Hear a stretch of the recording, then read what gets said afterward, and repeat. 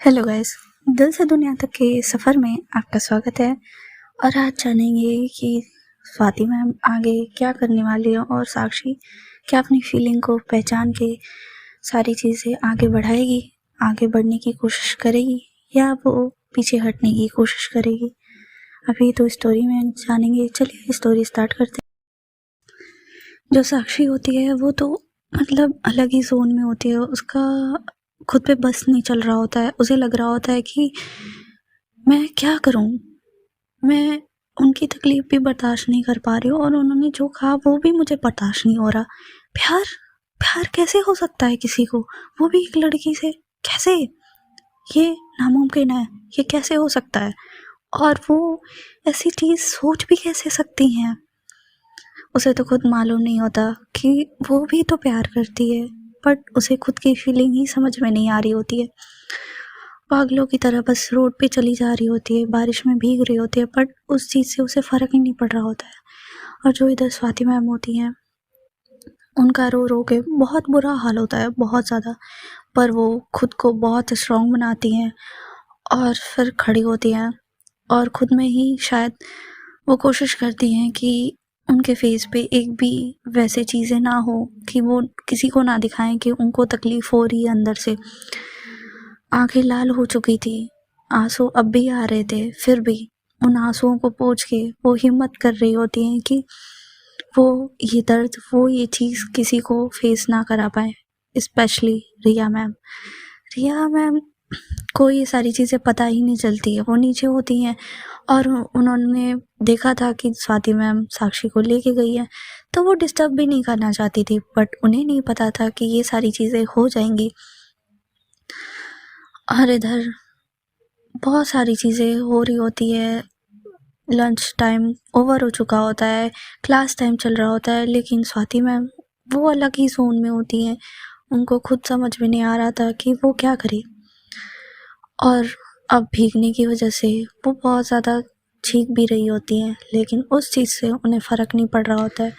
वो बहुत ज़्यादा भीग चुके होते हैं, उन्हें समझ में नहीं आ रहा होता है कि वो सारी चीज़ें क्या थी। उस साक्षी ने जिस तरह से रिएक्ट किया था स्वाति मैम को, वो चीज़ साक्षी से कभी एक्सपेक्ट किया ही नहीं था उन्होंने कि वो इतना ज़्यादा बुरा इस चीज़ को सोचेगी। उन्हें लगा था कि वो सिंपली उसको पता नहीं होगा तो वो सारी चीज़ें बोल देगी, रिजेक्ट करेगी, बट ये नहीं था कि वो इतना गंदा बिहेव करेगी। पर साक्षी अपनी ही कश्मकश में, अपनी ही जो कह सकते हैं अंदर जो जंग लड़ रही होती है और सामने से वो चीज़ उभर के आ गई होती है सामने, तो वो चीज़ को एक्सेप्ट तो वो कर ही नहीं रही होती है अंदर से। जब वो चीज़ को समझ ही नहीं रही होती है तो फिर वो ऐसा रिएक्ट करना उसके लिए नॉर्मली था, बट स्वाति मैम के लिए वो नॉर्मल नहीं था। स्वाति मैम वहीं से कुछ भी किसी को बिना बोले, बिना कहे, अपनी कोई भी चीज़ नहीं लेती हैं। वो बस निकल जाती हैं स्कूल से और निकल के वो भी बस पैदल चल रही होती हैं, ना ऑटो लेती हैं ना कुछ लेती हैं। बस वो घर की तरफ निकल जाती हैं और भीगते हुए बस जा रही होती हैं। बारिश ऐसे मानो कि इनके दिलों की जो अंदर से रोने की क्षमता रोक रखी है इन्होंने, वो भी बाहर लाने की कोशिश कर रहा था। वो भी इतना बरस रहा है, इतना ज़्यादा बरस रहे थे कि इन दोनों के दिलों की जो अंदर की दर्द थे वो आंसुओं से बयां हुए जा रहे थे, बारिश के ही तरीके से। लेकिन बारिश में वो आंसू ऐसा लग रहा था कि अलग ही फीलिंग के साथ, अलग ही तरह से बरस रहे थे उनके आंखों से। दोनों के दिल में बहुत दर्द था, बहुत ज़्यादा डीपली पेन था, बट एक दूसरे को समझना दोनों के बस में ही नहीं था। स्वाति मैम समझना तो चाहती थी साक्षी को, पर वो जो हर्ट साक्षी की वजह से हुई थी वो दर्द उन्हें समझने नहीं दे रहा था। और जो साक्षी है वो खुद को जो समझने की कोशिश कर रही थी स्वाति मैम के हर्ट की वजह से, वो तकलीफ में खुद भी थी कि उसने स्वाति मैम को ऐसे बोला, बट जो चीज़ उसके दिल में एक्चुअली चल रही थी वो ज़्यादा उसे पेन दे रही थी और वो समझ नहीं पा रही होती है। एक्चुअली यहाँ पे ऐसा होता है ना, कभी कभी हम कभी किसी फ्रस्ट्रेशन से गुजर रहे हो और हमें पता नहीं चल रहा, अंदर ही अंदर हम जंग लड़ रहे हो और कोई एट ए मोमेंट पे आके आपको कोई चीज़ बोलता है और जिसकी वजह से जो फ्रस्ट्रेशन अंदर चल रही होती है वो ना चाहते हुए भी उसके ऊपर निकल जाती है। तो बस वही हो रहा होता है साक्षी के साथ। साक्षी जो अंदर अपनी चीज़ें लेके लड़ रही होती है, अपनी फीलिंग को जानने की कोशिश कर रही होती है, आज वो स्वाति मैम के कहने की वजह से वो अलग ही रूप में, वो कहना तो नहीं चाहती थी बट अलग ही रूप में वो बाहर आ गई थी। पर वो कहते हैं ना, आप किसी को एक खंजर से वार करके जितना घायल नहीं कर सकते, अपने शब्द से ज़्यादा घायल करते हो। वो जो साक्षी के शब्द होते हैं उस टाइम पे, उसने जानबूझ के तो नहीं बोला था बट जो फ्रस्ट्रेशन में निकली वो स्वाति मैम के दिल को बहुत ज़्यादा अंदर डीपली तक हर्ट कर चुकी थी। वो बस उनके माइंड में वही बातें बस चुभे जा रही होती है स्वाति मैम के माइंड में कि आप ऐसा सोच भी कैसे सकती हैं कि एक लड़की से प्यार कर सकती है। आपको शर्म नहीं आई? आपको एक बार भी दिमाग में नहीं आया कि ऐसी लड़की के साथ आप किसी भी लड़की के साथ कैसे प्यार कर सकती हैं? तो ये सारी चीज़ें स्वाति मैम के दिमाग में बहुत चुभ रही होती हैं, बहुत तकलीफ़ हो रही होती है उनको अंदर से। वो बस बेसुध की तरह चल रही होती हैं, धीरे धीरे चलते वो घर के बाहर तक पहुंच जाती हैं। आज उनके दिल में तकलीफ़ इतनी ज़्यादा थी कि वो चलना भी उन्हें महसूस नहीं हो रहा होता है और वो बस घर के बाहर पहुंच के घर की तरफ देखती हैं और बस अंदर चली जाती हैं। और उनके पापा होते नहीं हैं उस टाइम पे, क्योंकि स्वाति मैम तो बहुत जल्दी आ चुकी होती हैं। अभी तक तो शाम भी नहीं अच्छे से हुई थी, अभी 2-3 बज रहे होते हैं और वो घर आ चुकी होती हैं। घर आके उन्हें कुछ करने का मन नहीं कर रहा होता, बस वो जाती हैं, रूम में जाती हैं, लॉक करती हैं और बैठ जाती हैं। नीचे ज़मीन पे बैठ के वो बस एक तरह से अपने आप को समेट रही होती हैं। समेट के वो रोती हैं, बहुत रोती हैं, बहुत ज़्यादा रोती हैं और रोते हुए कहती हैं, क्यों क्यों क्यों साक्षी, क्यों? माना मेरा प्यार तुम्हारे लिए तुम्हारी तरह जो भी तुम्हारे एक्सेप्ट करने लायक नहीं था, बट ऐसे तो नहीं बोलना था ना। मेरा प्यार है, मैंने तुम्हें कभी नहीं कहा कि मुझे एक्सेप्ट करो, पर मेरे प्यार को ऐसे बोलने का हक मैंने तुम्हें नहीं दिया साक्षी, नहीं दिया। पर तुमने आज जो बोला है ना, मैं शायद तुम्हें माफ़ ना कर पाऊँ कभी भी। और वो बहुत रो रही होती हैं, बहुत ज़्यादा डीपली हर्ट हो रही होती हैं। उनकी तकलीफ़ उनके दिल में हद से ज़्यादा होती है। ना उन्हें खाने का सुध होता है ना कुछ, बस वैसे ही पड़ी होती हैं, बस रो रही होती हैं। उनकी आंखों से आंसू लगातार गिर रहे होते हैं। कुछ टाइम तक तो वो गिरते गिरते बंद हो जाते हैं, मानो कि अब वो कह रहे हैं कि अब मुझ में इतनी ताकत नहीं है कि मैं बाहर आ पाऊँ, तुम अपनी हालत सुधार लो, बस ये कह रहे हूँ उनके आंसू। पर क्या ऐसा था? स्वाति मैम के दिल में क्या दर्द कम हुआ रोने की वजह से? नहीं, रोने की वजह से दर्द तकलीफ़ जो भी थोड़ी कम होती थी, वो बात जब उनके दिमाग में बार बार जो चल रही थी वो उन्हें और भी ज़्यादा तकलीफ़ दे रही थी बार बार। वो कहते हैं ना, हमें तकलीफ़ ज़्यादा से ज़्यादा किसी के वर्ड को बार बार जब हमारे दिमाग में चलती है तब हमें सबसे ज़्यादा तकलीफ़ होती है, सबसे ज़्यादा। बस वही चल रहा होता है। और इधर साक्षी वो बहुत उल्टी जगह जा चुकी होती है, उल्टी दिशा में।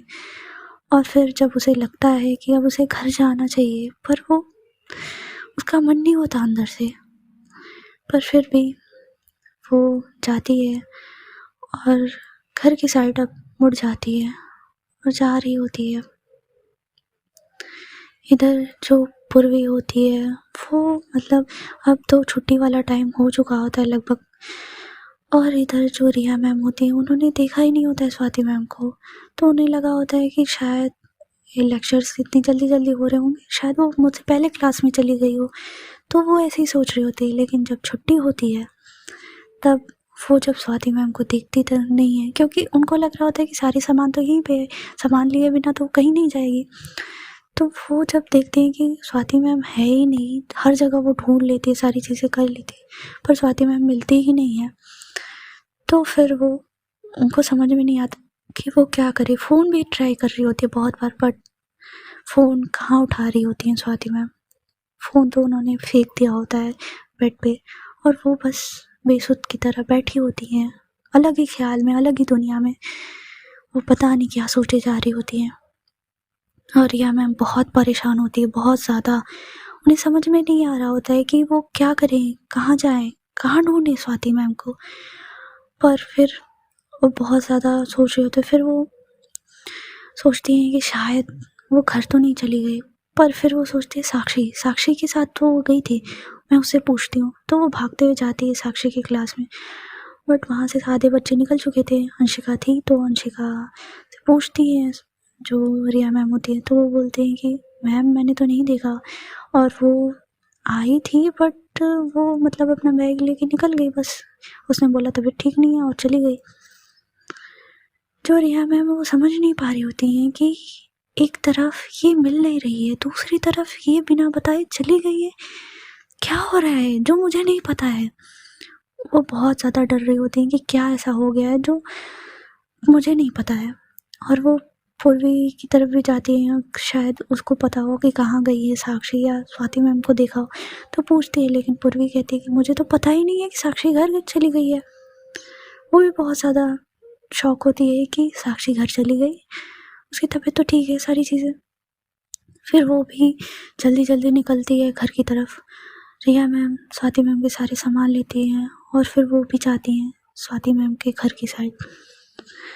जो साक्षी होती है वो घर पहुंच चुकी होती है। अपने रूम में जाके बस रूम को लॉक करके वो शावर के नीचे खड़ी होती है, और बस वो उसे समझ नहीं आ रहा होता है कि उसके अंदर क्या चल रहा है, क्या नहीं चल रहा है। बस वो भीगे जा रही है, भीगे जा रही है, भीगे जा रही है। उसे टाइम का कोई होश नहीं है।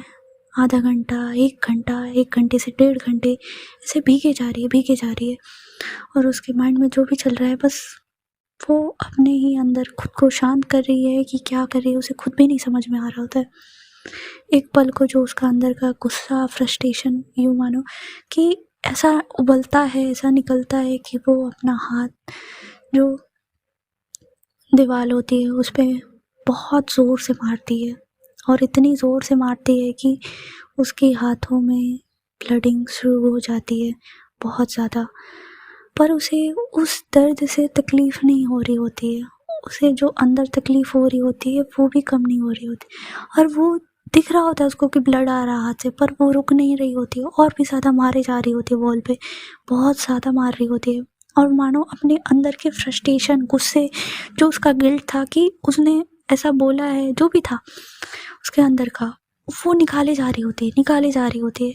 और उसे खुद भी समझ नहीं आ रहा होता। वो वॉल से सिरक के बस नीचे बैठती है और बोलती है, क्यों क्यों, मुझे समझ नहीं आ रहा, मैं क्या करूं, मुझे समझ नहीं आ रहा, ये क्या था, क्या है, मुझे नहीं पता, कोई तो मुझे समझाओ। ये सारी चीज़ें उसके साथ हो रही होती है। कहें तो जितनी स्वाति मैम की हालत है, एक तरह से वो भी बहुत ज़्यादा दर्द में है, तो उनसे थोड़े से ज़्यादा में कह सकते हैं कि साक्षी है।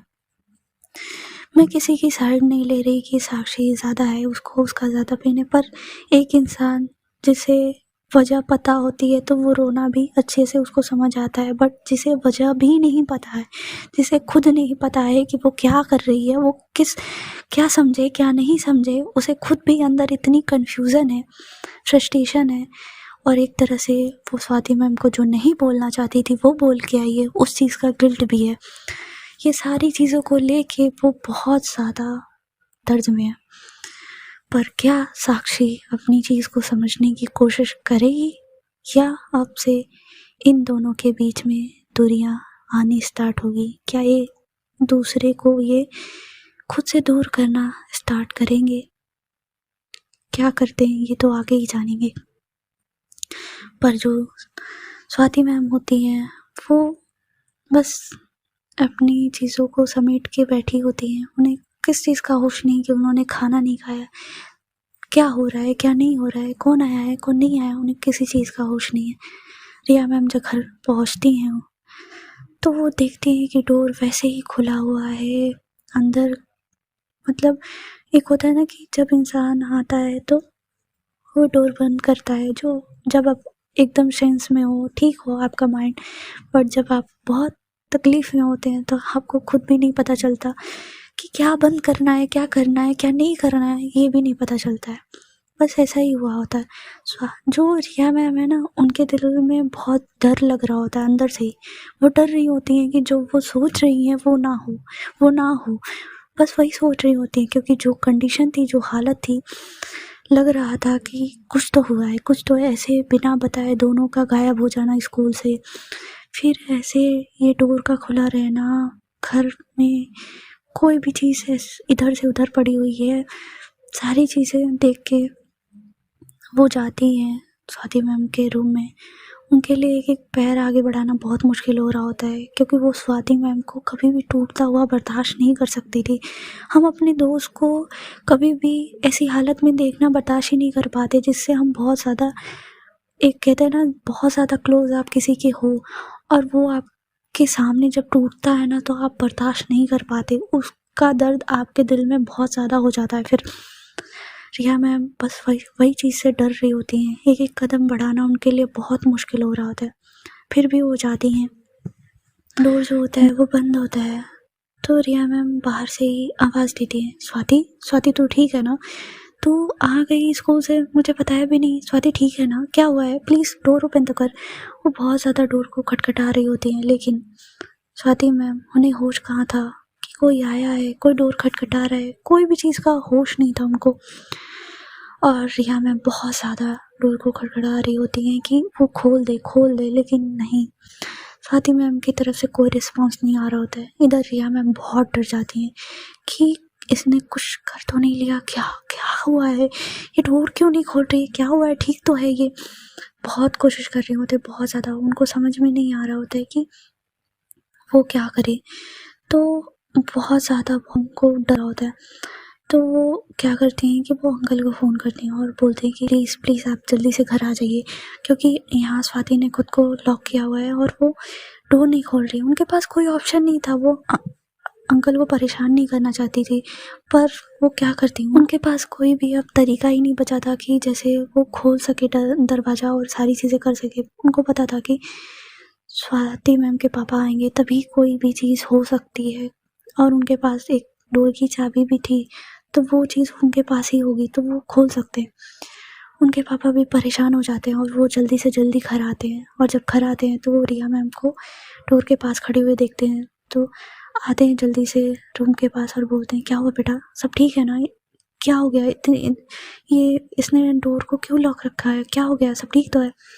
रिया मैम बोलते हैं, मुझे नहीं पता है अंकल, मुझे नहीं पता है क्या हुआ है, मुझे कुछ भी आइडिया नहीं है, प्लीज़ प्लीज़ डोर खोलिए आप। और फिर वो डोर खोलते हैं। जब डोर खोलते हैं ना, तो जब वो रिया मैम एंटर करती हैं तो स्वाति मैम की जो हालत होती है ना, आंखें पूरी रेड, और एक तरह से आंसू ऐसे आ रहे होते हैं जैसे लग रहा होता है कि बहुत ज़्यादा, एक होता है ना इंसान रोने की वजह से उसकी आंखें रेड हो जाती हैं। शक्ल देख के लग सकता है कि वो इंसान कितना रोया होगा, और वो अपने आप को इतना समेट के बैठी होती है ना कि जो रिया मैम है उनकी अंदर से ही आत्मा काँप जाती है कि क्या हुआ, क्या है जो मैं सोच रही हूँ, क्या वो हुआ है। उनका अंदर से ही दिल बहुत काँप रहा होता है। जो रिया मैम होती हैं वो बोलते हैं कि अंकल प्लीज़ आप बाहर रहिए, मैं देख लेती हूँ प्लीज़, क्योंकि वो बाहर से देख चुके होते हैं और वो ये चीज़ कभी भी अपनी बेटी की बर्दाश्त नहीं कर सकते थे। अपनी बेटी को इस हालत में वो कभी देख नहीं सकते थे। वो जानते थे कि रिया संभाल लेगी, तो वो बाहर आ जाते हैं। उनका मन तो नहीं था, बहुत भारी हो चुका था, और वो सोच रहे होते हैं कि क्या हुआ है मेरी बेटी के साथ, ऐसा क्या हुआ है जो वो ऐसी हालत में है। और वो बहुत ज़्यादा, एक होता है ना कि जब एक बाप अपनी बेटी को ऐसे रोते हुए बिलखते हुए देखता है, स्पेशली जो उसकी जान बसती हो जिसमें, तो वो बर्दाश्त नहीं कर पाता। वैसे ही स्वाति मैम के पापा के साथ हो रहा होता है। और इधर जो रिया मैम है, वो कुछ कदम का फासला होता है स्वाति मैम के पास जाने का, लेकिन वो एक एक कदम उनके लिए बहुत भारी हो रहे होते हैं। उन्होंने डोर बंद कर दिया होता है और वो बस एक एक कदम आगे बढ़ा रही होती हैं, और स्वाति मैम के पास जाती हैं और बोलती है, क्या हुआ है, क्या हुआ है, तू इतनी जल्दी आ गई, मुझे बिना बताए आ गई, क्या हुआ है, ये हालत क्या बना रखी है तूने, क्या हुआ है, बता तो। जब स्वाति मैम को ये होश आता है कि रिया मैम की आवाज़ है और वो सामने, उन्हें अभी तक इतना भी होश नहीं आया होता है कि अभी डोर ओपन हुआ, सारी चीज़ें हुई, वो भी होश नहीं आया। जब रिया मैम ने उन्हें टच करके इतना सब कुछ पूछा, तब फिर जाके उन्हें होश आता है कि, तो वो बोलती है, तू यहाँ क्या कर रही है, और तूने डोर कैसे खोला, ये यहाँ क्या कर रही है तू। रिया मैम की हालत देख के तो वो पूरा ही सन्न पड़ जाती है कि क्या हुआ है। वो बहुत टाइट हक करती हैं स्वाति मैम को, बहुत टाइट, और वो अब लग रहा होता है उनको कि जो वो सोच रही हैं शायद वो सही है, और वो बहुत ज़्यादा उनको टाइट हक करके बैठी होती हैं। वो इस टाइम पे पूछना नहीं चाह रही होती हैं क्योंकि वो जानती थी कि स्वाति मैम अभी कुछ नहीं बताएंगी, और जब वो चीज़ें नॉर्मल होगी तब वो उनसे पूछेंगी। वो बहुत टाइट हक करके रखी होती हैं। जब कहते हैं ना, जब कोई अपना आपको टाइट हक करता है, आप रोना भी नहीं चाह रहे होते फिर भी रोना आ जाता है बहुत ज़्यादा, वैसा ही स्वाति मैम के साथ होता है। वो बहुत फूट के रोती हैं, बहुत ज़्यादा, और रोते रोते कहती है, उसने उसने वो मुझे ऐसे कैसे बोल सकती है, मैंने तो बस उससे प्यार किया था ना रिया, मैंने उसे बस प्यार ही तो किया था, मैंने कौन सा गुनाह कर दिया था, मैंने तो बस प्यार ही किया था, पर वो मुझे इतना गंदा कैसे बोल सकती है। मैंने उसे कभी एक्सपेक्ट नहीं किया, कभी कुछ भी नहीं मांगा कि वो मुझे प्यार करे, वो मुझे एक्सेप्ट करे, कभी नहीं कहा, फिर वो मुझे ऐसे कैसे बोल सकती है। रिया मैम का जो डर था ये सुनने के बाद सही हो जाता है, और वो अलग ही जोन में चली जाती है। उन्हें पता ही नहीं चलता कि अब कैसे संभालूं मैं इसको, कैसे। उन्हें इसी बात का तो डर रहता था कि साक्षी कहीं अपनी आगे से चीज़ें ना समझ के बचकानी हरकत में ऐसी कुछ चीज़ें ना कह दे, जिससे, इसीलिए वो पूछना चाहती थी साक्षी से, समझना चाहती थी कि वो पहले ही उन सारी चीज़ों को उसको क्लियर कर दे, समझा दे, पर जो जिस चीज़ का उन्हें डर था वही हुआ। वो स्वाति मैम को बहुत टाइट से हक करती हैं, बहुत ज़्यादा। स्वाति मैम बहुत रोती हैं, बहुत ज़्यादा, बस एक ही बात कह रही होती हैं कि मैं बुरी नहीं हूँ साक्षी, मैं बुरी नहीं हूँ, मैंने बस प्यार किया है तुमसे, बस प्यार, मैं बुरी नहीं हूँ, मैं गंदी इंसान नहीं हूँ, और ऐसी सारी चीज़ें बस बोली जा रही होती हैं। रोते रोते वो कब बेहोश हो जाती हैं रिया मैम की बाहों में। रिया मैम, जब स्वाति मैम की आवाज़ नहीं आती है तो वो देखती हैं तो स्वाति मैम को हिलाती हैं, पर वो कोई रिस्पॉन्स नहीं कर रही होती। वो बहुत डर जाती हैं, बहुत ज़्यादा डर जाती हैं, और उन्हें लिटाती हैं बेड पे और डॉक्टर को बुलाती हैं। वो उनके पापा जब अपनी बेटी की हालत ऐसी देख रहे होते हैं, उन्हें हद से ज़्यादा तकलीफ़ हो रही होती है। वो स्वाति मैम के हाथों को लेके बस रो रहे होते हैं अपनी बेटी के लिए। एक कहता है ना, एक मर्द कभी रोता नहीं है, बट जब अपनी बेटी, अपनी औलाद को जब इंसान ऐसी हालत में देखेगा तो फिर रोना किसी को क्यों नहीं आएगा। वो अपनी जान मानते थे उन स्वाति मैम को, उनमें जान बसती थी उनकी, और ऐसी हालत में वो देख नहीं पा रहे होते हैं। जो साक्षी होती है वो अब अपने हाथ को इतना उसने हर्ट कर लिया होता है कि ब्लड बहुत ज़्यादा लॉस हो चुका होता है, और वो वहीं एक तरह से कहते हैं ना, होश में है कि बेहोश में है, कुछ भी पता नहीं चल रहा। जो रिया मैम हैं वो तो बस स्वाति मैम को संभालने की कोशिश कर रही होती हैं बहुत ज़्यादा।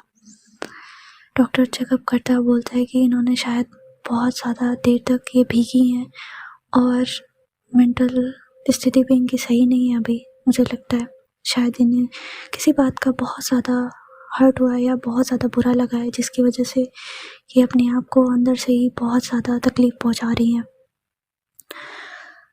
रिया मैम तो जानती थी कि क्या हुआ है, पर स्वाति मैम के पापा नहीं जानते थे, और वो बोलते हैं, क्या हुआ है रिया, मुझे बताओगी क्या हुआ है? मैं जानना चाहता हूँ क्या हुआ है जो मेरी बेटी ऐसी हालत में है। रिया मैम उस वक्त पे स्वाति मैम के पापा को कुछ भी नहीं समझा सकती थी, क्योंकि वो चीज़ स्वाति मैम ने खुद क्लियर ही नहीं करा था कि उन्हें क्या पसंद है क्या नहीं पसंद है। तो रिया मैम उस सारी चीज़ों में ये बता दें कि स्वाति मैम को किसी से प्यार है और वो भी एक लड़की है, तो कहीं ना कहीं डर तो होता है सबके मन में कि पेरेंट्स हैं वो कैसे रिएक्ट करेंगे।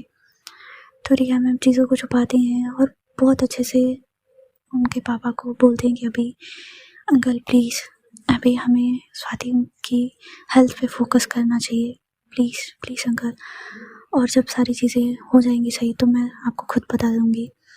और ऐसे ही होता है, स्वाति मैम के पापा कुछ चीज़ें बनाते हैं और अपनी बेटी को खिलाने की कोशिश करते हैं। स्वाति मैम थोड़ा सा उठती हैं, उनके अंदर अब जान भी नहीं बची होती है कि वो उठ सकें। वो खिलाते हैं, दवा खिलाते हैं और बस स्वाति मैम फिर से दवा के नशे में सो जाती हैं। सोने की हालत तो उनके अंदर होती नहीं कि अगर वो जगी रहे तो वो सो भी ना पाए, बट दवा के नशे की वजह से वो सो जाती हैं।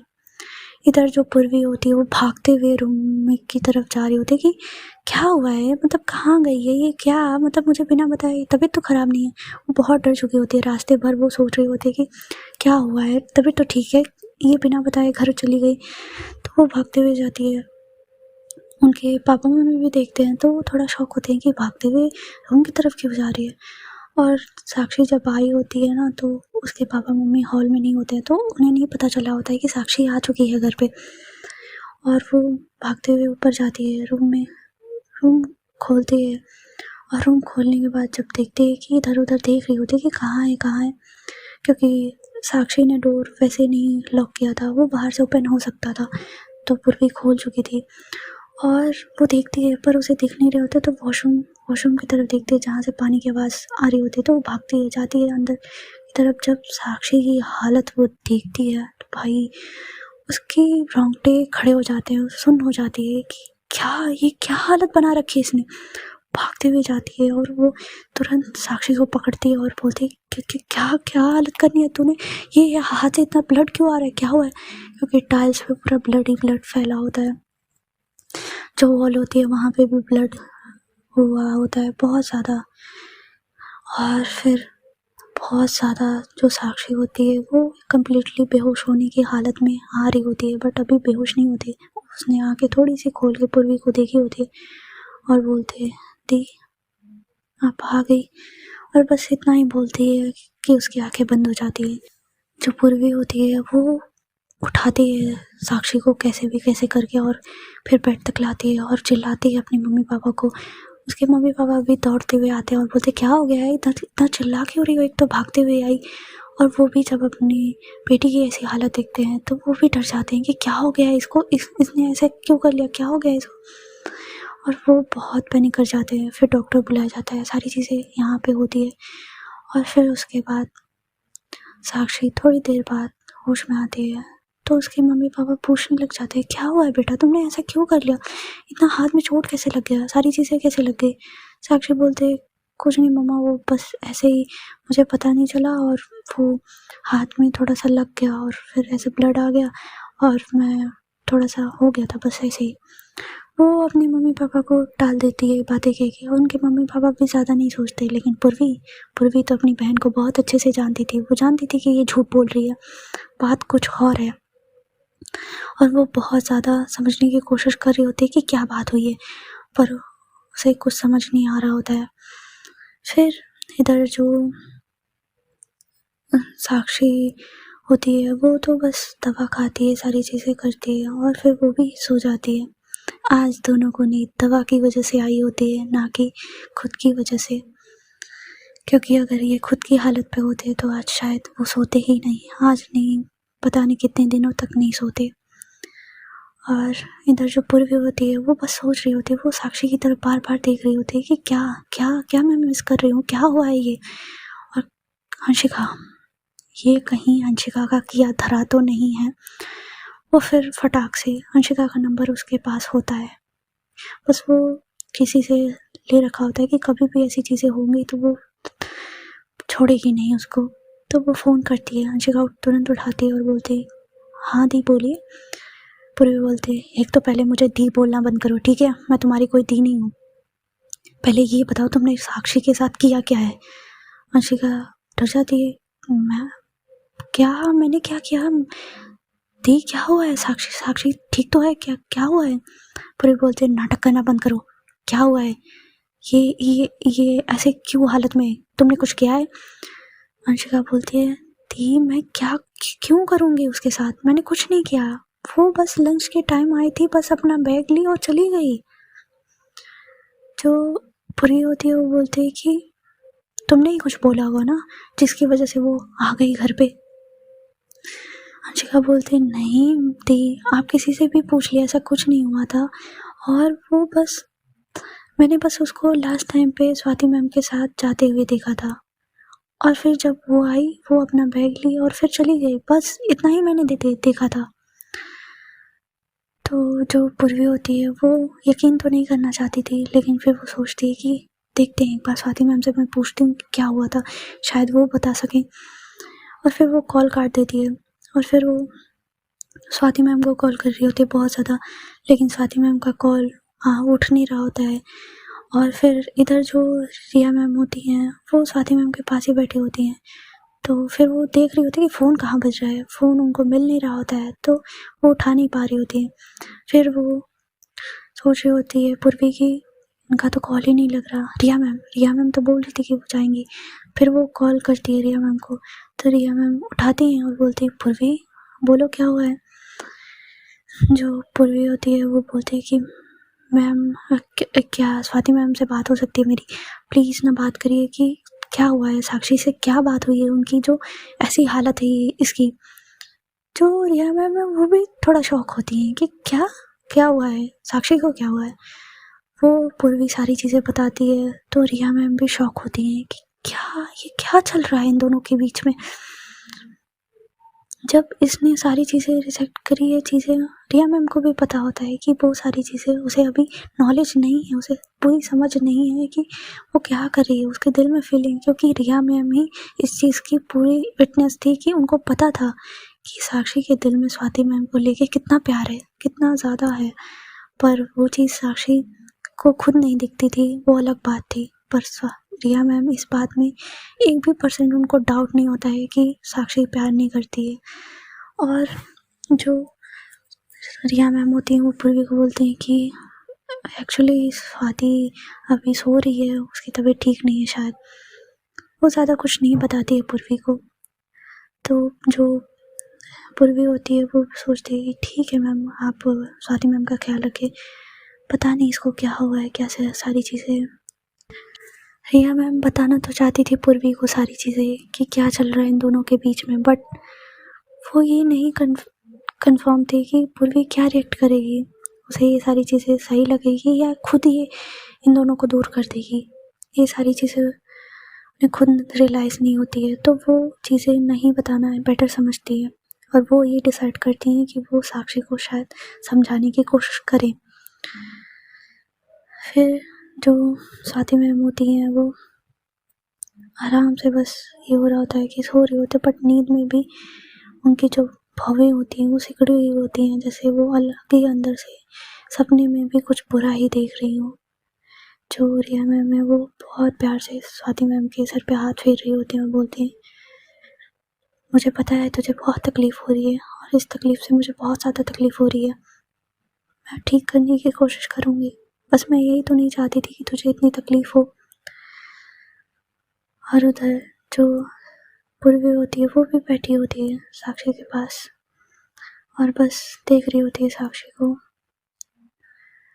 समझ नहीं पा रही होती है कि वो क्या करेगी, वो क्या समझाएगी, किसको क्या कहेगी, कैसे ये पता करेगी कि इसे क्या हुआ है। अब वो बस साक्षी के होश में आने का वेट कर रही होती है कि वही बता सकती है कि क्या हुआ है। और ये कहानी अभी तक आगे का पार्ट जानने के लिए बने रही इश्क की सांझ के साथ। आई नो आप लोगों को अभी बहुत ज़्यादा तकलीफ़ हो रही होगी, क्योंकि आज का पार्ट बहुत इमोशनल भी था और एक तरह से, पर वो कहते हैं ना, कभी सैडनेस आती है लाइफ में तो कभी खुशी। तो कुछ चीज़ें अभी दुख से गुजर रहा है, तो आगे देखते हैं आगे क्या होगा। तब तक मेरे चैनल को लाइक, कमेंट, शेयर, सब्सक्राइब करते रहिए। तब तक के लिए राधे राधे।